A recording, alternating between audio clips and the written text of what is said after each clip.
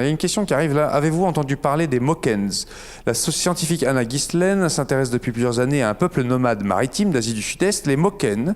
Elle a remarqué qu'à force de plonger pour aller pêcher, les enfants de ce peuple ont les yeux qui s'adaptent parfaitement à l'eau, tels de véritables dauphins. Qu'en penses-tu, Julien?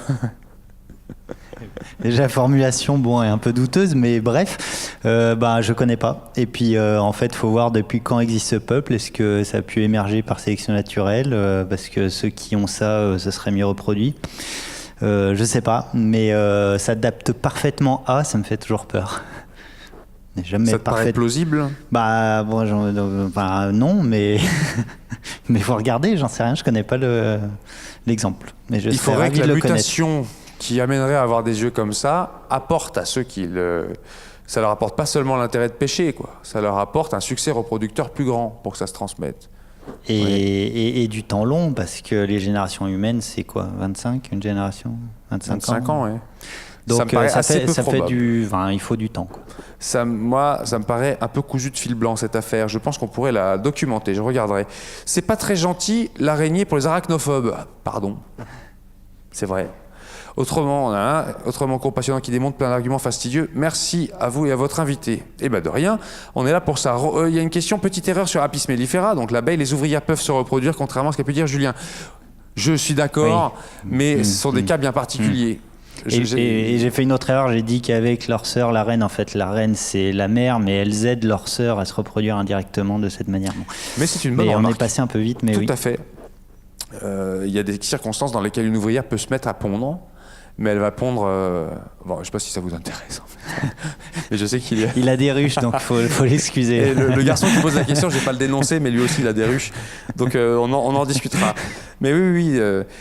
Mais d'ailleurs, je crois que je vous ai touché un petit mot là-dessus au cours précédent, quand j'ai dit que l'ovule de l'Apis mellifera est viable, même non fécondé, et devient un des mâles qu'on appelle le bourdon. Je crois que je vous l'avais dit, je crois que je vous l'ai raconté au tout début. Un avis sur le pastafarisme, mais j'en ai déjà parlé dans ce cours, cela n'est pas moins étrange que la création en 7 jours, je suis bien d'accord avec vous. Et effectivement, c'est un des arguments pour dire le pastafarisme, c'est le Flying Spaghetti Monster, le monstre en spaghetti volant, dont je portais un t-shirt, je crois, au cours numéro 4. Et la démarche de ce genre de culte alternatif, c'était de montrer que si on acceptait le créationnisme d'une religion dans un contenu d'enseignement, par exemple, qu'est-ce qu'on faisait des créationnismes d'autres religions ? Et est-ce que si on accepte le monde créé en 7 jours et inventé en 4004 avant Jésus-Christ, le 23 octobre, qu'est-ce qu'on fait du monstre en spaghetti volant, de la licorne invisible et rose, du Pégase marron furtif et autres cultes comme ça? Est-ce qu'il n'y aurait pas de discrimination? Et c'est un argument qui est, ma foi, recevable. D'ailleurs, je sais qu'il y a un des arguments qui est sorti souvent à propos du Flying Spaghetti Monster, c'est donnez-nous, à nous, défenseurs du Flying Spaghetti Monster, des arguments contre notre foi qui ne s'appliqueraient pas à la vôtre. Je vous laisse réfléchir. Tu voulais rajouter quelque chose? J'ai vu que tu trépignais. Je trépigne sur ça. La prochaine grosse évolution de l'homme, tu veux dire? La prochaine grosse évolution de l'homme se ferait-elle par la machine, donc transhumanisme en fait, par la machine? Pourquoi est-ce autant discuté en ce moment? Y a-t-il des choses qui ont été faites à ce sujet, un plan, etc., ou c'est toujours de la science-fiction?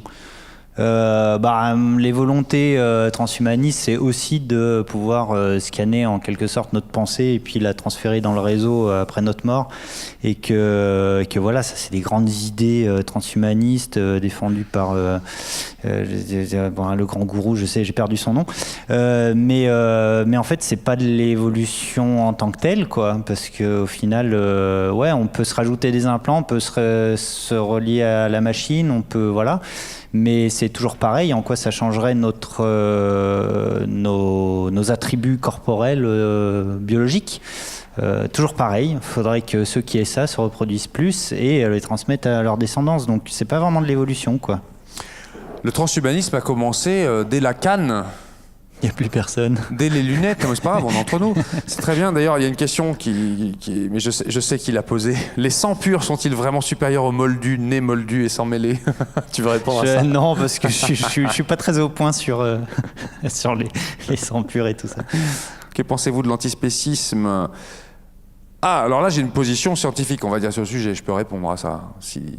Mais en même temps, vous pouvez peut-être vous rapprocher éventuellement petit à petit. L'antispécisme, c'est le mot qui désigne ce qu'on a vu tout à l'heure dans le documentaire, c'est-à-dire une doctrine de dénonciation de l'ordonnancement des espèces dans leur accès au droit. Vous savez que dans les espèces, dans les individus qui peuplent cette planète, très très peu sont capables d'élaborer un système moral. On peut le présumer chez certains mammifères. Je pense notamment à vous avez déjà vu certainement certains singes à qui on apprend à attraper une cacahuète. Enfin, ils appuient sur un bouton puis ils ont une cacahuète. Puis au bout d'un moment, on change le jeu et ils appuient sur le bouton et c'est l'autre d'à côté qui reçoit une cacahuète. Alors, ils trouvent ça injuste, alors ils se mettent à hurler et tout. Ils sont pas contents. Et ils ont le sentiment d'injustice. On voit bien qu'ils sont pas contents. On le voit aussi chez les chiens de berger. Quand vous punissez un chien de berger alors qu'il a fait l'ordre que vous lui demandiez, il a un comportement où vous sentez bien qu'il a compris que c'était injuste ce que vous êtes en train de lui faire et il commence à pas vous aimer, quoi. Mais de là à élaborer un système moral avec des droits et des devoirs, il semble que ce soit l'humain qui ait pu développer ça. Il y a que lui pour l'instant, peut-être ça viendra, mais c'est assez peu probable quand même que ça arrive. Il faut quand même un cortex préfrontal assez particulier, et puis tout un système qui fait qu'on a réussi à créer du symbolisme qui permet d'anticiper Vous pouvez acquérir à l'âge de 18 ou 20 ans l'expérience de gens qui en ont 80 parce qu'ils ont laissé des traces symboliques de leur savoir sur des papiers et tout, et vous pouvez les lire, et on a pu transmettre des choses comme ça. Donc on a créé un système moral qui nous oblige qui nous donne des droits, et qui nous donne aussi des devoirs.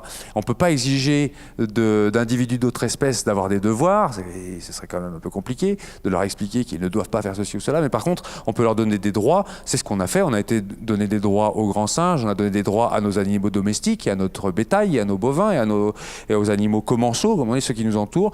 Et puis on a donné des droits à des espèces protégées, on les protège d'ailleurs, alors on se dit tiens, tel petit oiseau, il faut le protéger, il faut arrêter de le chasser, etc. On a donné aussi des droits à des essences végétales, des arbres protégés, des parcs naturels régionaux, des parcs UNESCO, etc. Ça, c'est des façons de donner des droits, même à des individus vivants non humains, quoi.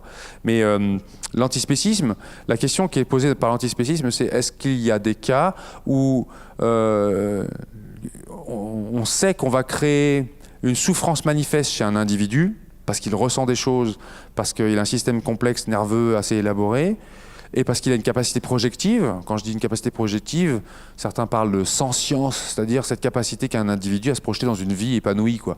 Un chien, il a envie d'une vie épanouie. Une vache qui fait un veau, si vous lui retirez son veau, vous allez voir qu'elle va pas être épanouie. Elle va brailler tant qu'elle peut, parce qu'elle voit très bien qu'on lui retire quelque chose et qu'elle se projetait et qu'elle se projette plus, quoi.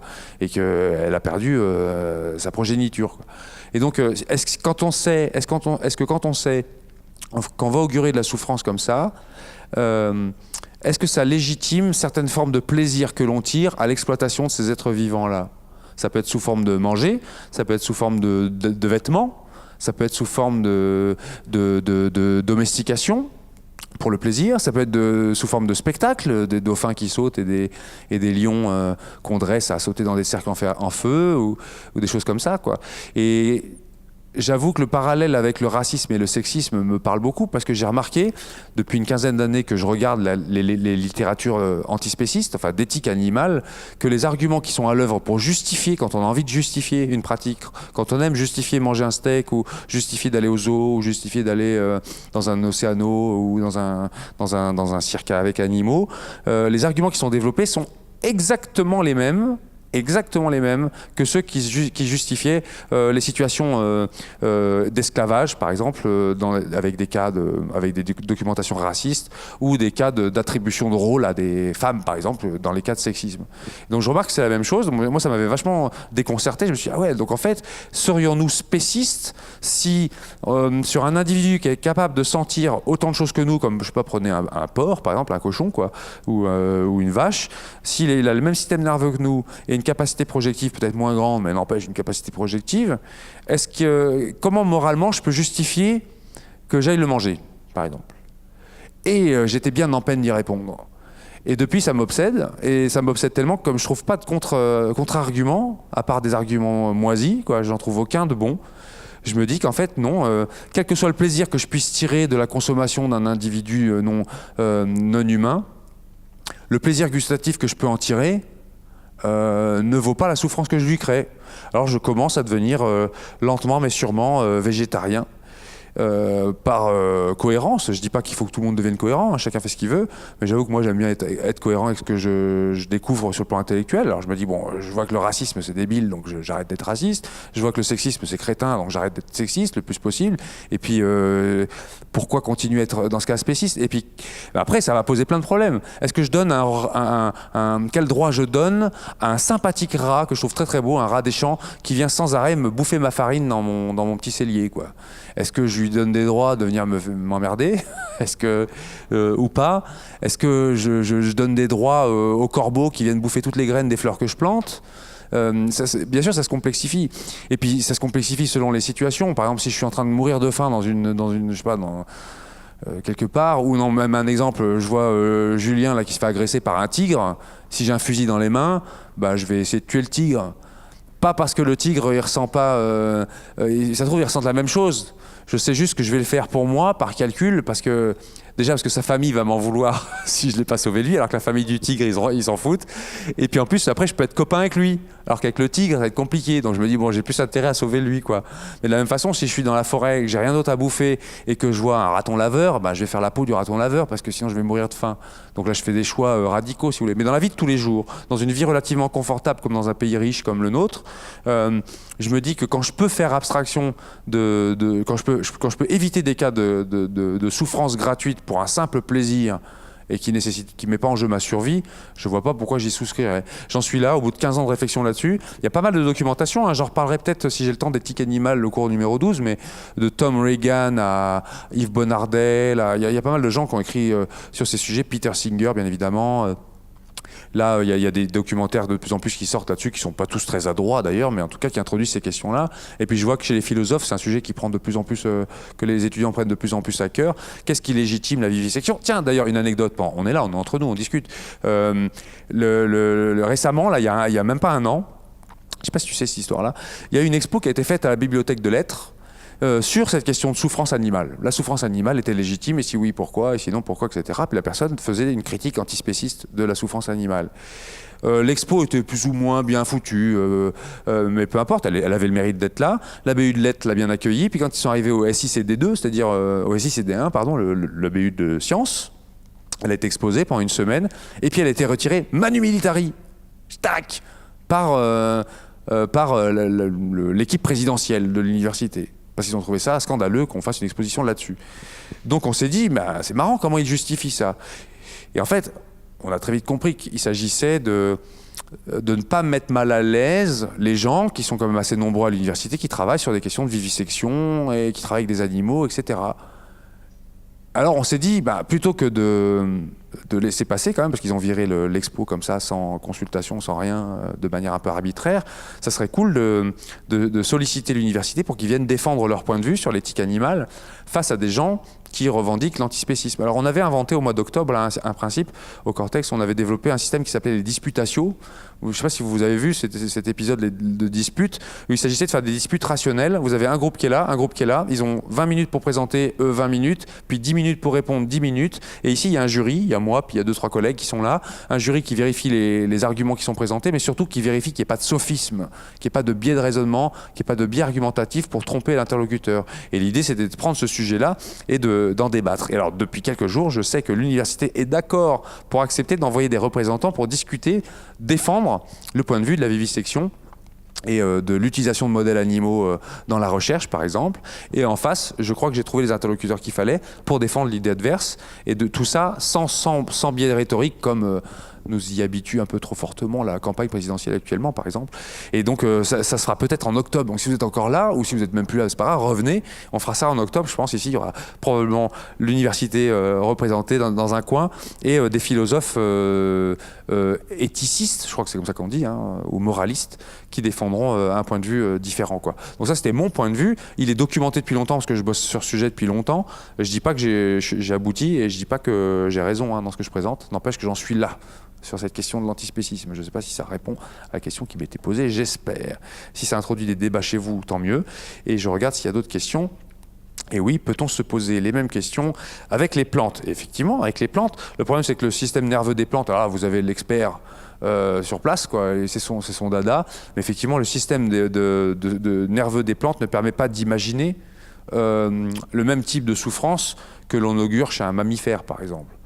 Alors, quand bien même, moi, la réponse que je fais souvent là-dessus, c'est quand bien même on trouverait un jour que les salades souffrent quand on les coupe, j'en suis encore pas sûr. Alors je continue à manger de la salade. Par contre, je suis certain que le cochon que je bouffe, lui, ou que la vache que je bouffe, elle souffre. Donc pourquoi je continue, quoi, vous voyez? C'est pas parce que la salade souffre aussi ou qu'on a un doute que ça légitime l'autre, quoi. Donc c'est souvent, on appelle ça l'argument du cri de la carotte. Souvent on nous dit ça, ouais, mais alors dans ce cas-là, le cri de la carotte, etc. Je trouve ça, c'est intéressant, mais plutôt pauvre dans la démarche, quoi.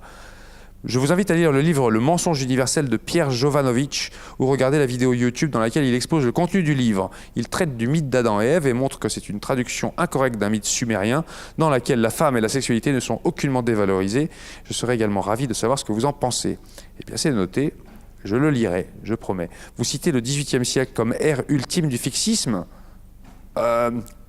Pourtant, avant Lamarck, Diderot déjà avait affirmé une théorie proto-évolutionniste. Non. Chez Diderot, vous me posez une colle, je suis étonné, mais peut-être que chez Diderot, il y a déjà une pensée évolutionniste, mais elle ne doit pas être très construite, parce que c'est quand même pas son domaine, à Diderot, mais je suis étonné. Mais c'est pas l'ère ultime du fixisme, c'est malheureusement pas le 18e, hein. C'est maintenant. Hein. Des fixistes, il y en a encore, hein, et il y en a encore dans le gouvernement aux États-Unis, par exemple. Et il y en a dans pas mal de gouvernements dans des pays arabo-musulmans. Hein. Donc non, malheureusement, le XXe siècle, c'est... Peut-être le XXIe siècle sera l'ère ultime du fixisme, mais... Diderot, c'est une bonne colle. J'irai chercher parce que Diderot, c'est quelqu'un que j'aime bien. Pensez-vous trouver un jour une autre évolution extraterrestre intelligente ? Je pense qu'ils nous trouveront avant, et que moi je les trouve, mais... Je pense que c'est plausible. Mais de là à ce qu'ils arrivent à venir... Vous voyez, il faut quand même qu'ils aient un niveau d'élaboration suffisante pour se permettre un voyage et qu'ils arrivent jusqu'ici. Et s'ils arrivent jusqu'ici, ça a posé un sacré paquet de problèmes, hein, en termes de droit notamment. Hein. Et s'ils arrivent, oui, ça me semble assez plausible en soi. Je pense qu'ils sont par contre suffisamment loin pour qu'on puisse communiquer qu'à distance.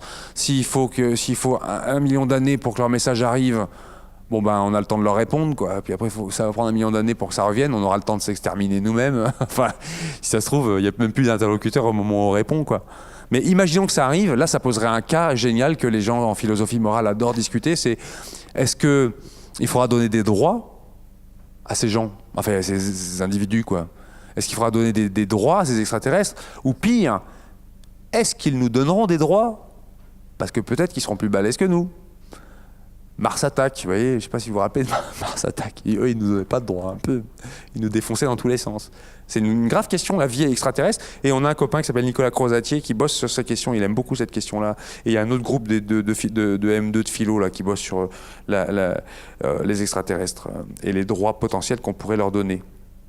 Le droit extraterrestre existe déjà hein, depuis 1965 ou 6, je crois, quand soviétiques et états-uniens se sont mis d'accord pour l'exploitation des objets extrastellaires comme les comètes, la Lune. Je sais que sur la Lune, ça avait été très formalisé. Qui peut exploiter quoi sur la Lune, etc. Donc on se donne des droits, mais aux humains, sur place, quoi.